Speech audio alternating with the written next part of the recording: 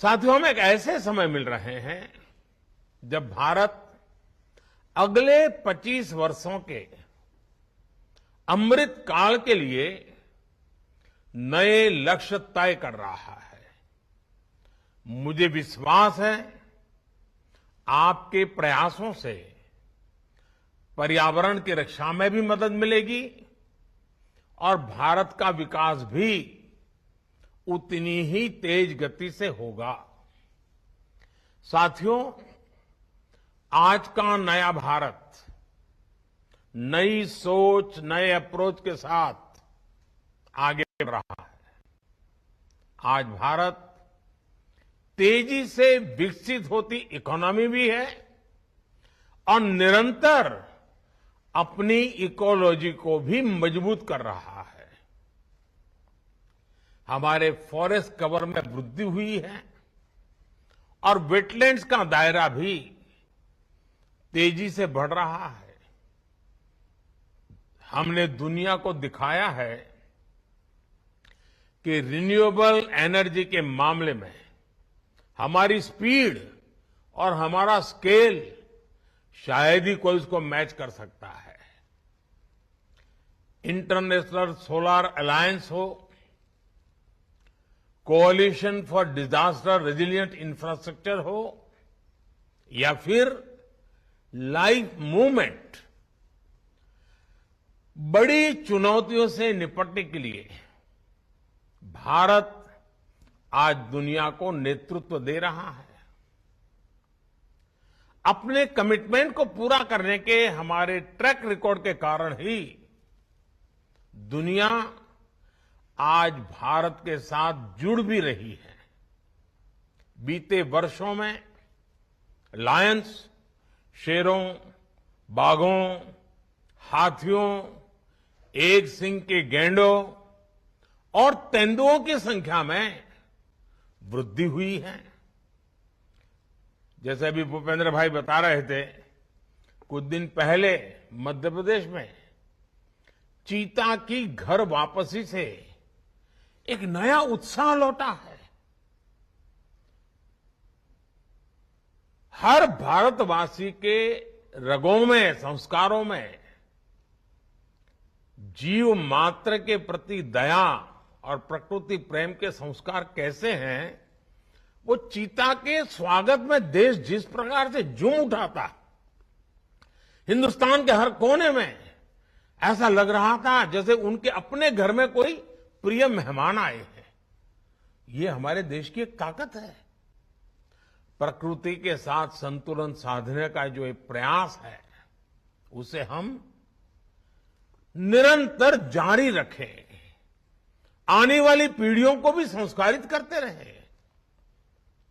इसी संकल्प के साथ भारत ने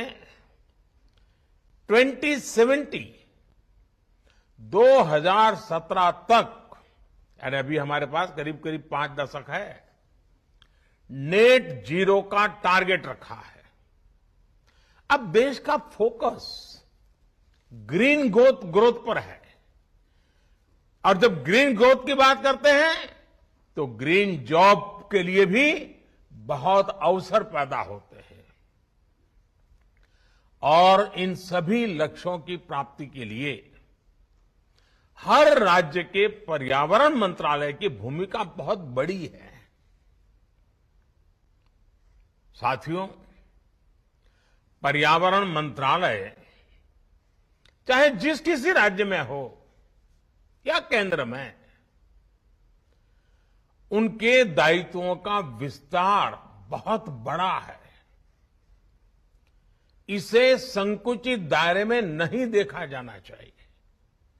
दुर्भाग्य से समय के साथ हमारी व्यवस्था में एक सोच ये हावी होती चली गई कि पर्यावरण मंत्रालय की भूमिका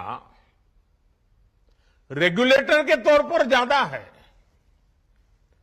लेकिन मैं समझता हूं पर्यावरण मंत्रालय का काम